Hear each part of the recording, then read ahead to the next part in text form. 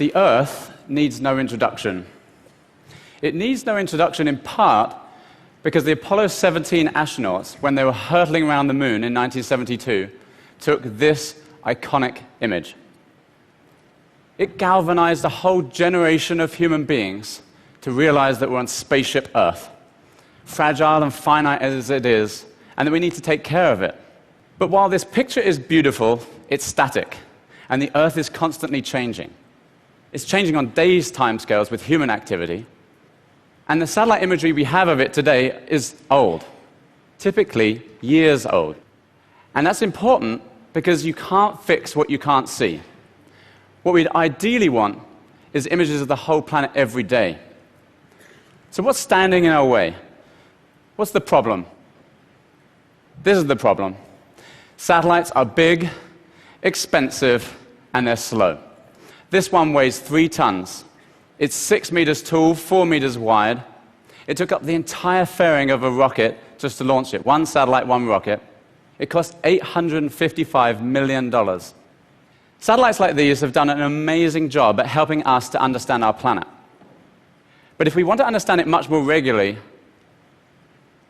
we need lots of satellites, and this model isn't scalable. So me and my friends, we started Planet Labs to make satellites ultra compact and small and highly capable.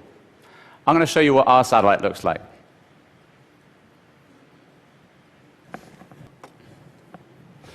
This is our satellite. This is not the scale model. This is the real size. It's 10 by 10 by 30 centimeters. It weighs 4 kilograms. And we've stuffed the latest and greatest electronics and sensor systems into this little package. So that even though this is really small, this can take pictures 10 times the resolution of the big satellite here, even though it weighs 1,000th of the mass. And we call this satellite Dove. Oh, thank you. We call this satellite Dove, and we call it Dove because satellites are typically named after birds, but normally birds of prey, like eagle, hawk, swoop, kill, I don't know, kestrel, these sort of things. But ours have a humanitarian mission, so we wanted to call them doves. And we haven't just built them, though. We've launched them. And not just one, but many.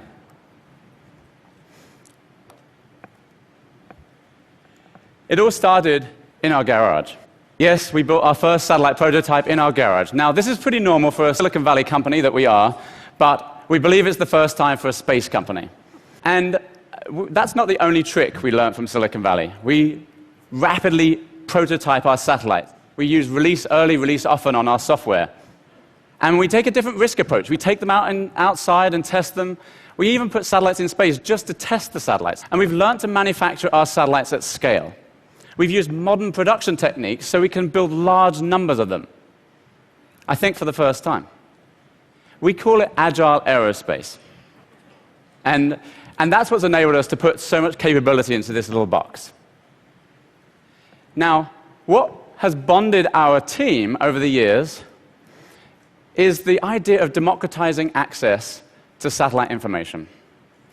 In fact, the founders of our company, Chris, Robbie, and I, we met over 15 years ago at the United Nations when they were hosting a conference about exactly that question. How do you use satellites to help humanity? How do you use satellites to help people in developing countries or with climate change? And this is what has bonded us. Our entire team is passionate about using satellites to help humanity. You could say we're space geeks, but not only do we care about what's up there, we care about what's down here too. I'm going to show you a video from just 4 weeks ago of 2 of our satellites being launched from the International Space Station. This is not an animation, this is a video taken by the astronaut looking out of the window. Gives you a bit of a sense of scale, our 2 satellites. It's like some of the smallest satellites ever being launched from the biggest satellite ever. And right at the end, the solar array glints in the sun. It's really cool. Wait for it. Boom! Yeah, it's like the money shot. So we didn't just launch 2 of them like this, we launched 28 of them. It's the largest constellation of Earth imaging satellites in human history, and it's going to provide a completely radical new data set about our changing planet. But that's just the beginning. You see, we're going to launch more than 100 of these satellites like these over the course of the next year.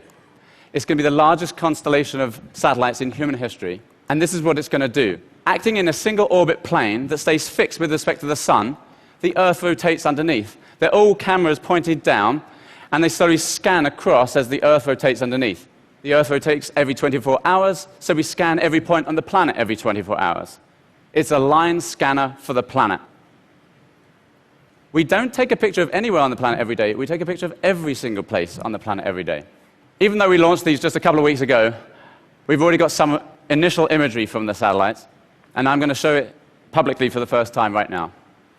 This is the very first picture taken by a satellite. It happened to be over UC Davis campus in California when we turned the camera on. But what's even cooler is when we compare it to the previous latest image of that area, which was taken many months ago. And the image on the left is from our satellite, and we see buildings that have been built. The general point is that we'll be able to track urban growth as it happens around the whole world, in all cities, every day. Water as well. Thank you. We'll be able to see the extent of all water bodies around the whole world every day and help water security. From water security to food security. We'll see crops as they grow in all the fields on every farmer's field around the planet every day and help them to improve crop yield. This is a beautiful image that was taken just a few hours ago when the satellite was flying over Argentina. The general point is there are probably hundreds and thousands of applications of this data. I've mentioned a few, but there's others. Deforestation, the ice caps melting. We can track all these things, every tree on the planet every day. If you took the difference between today's image and yesterday's image, you'd see much of the world news. You'd see floods and fires and earthquakes. And we have decided, therefore, that the best thing that we could do with our data is to ensure universal access to it. We wanted to ensure everyone can see it. Thank you. We want to empower NGOs and companies and scientists and journalists to be able to answer the questions that they have about the planet.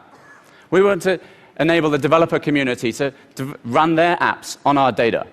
In short, we want to democratize access to information about our planet. Which brings me back to this.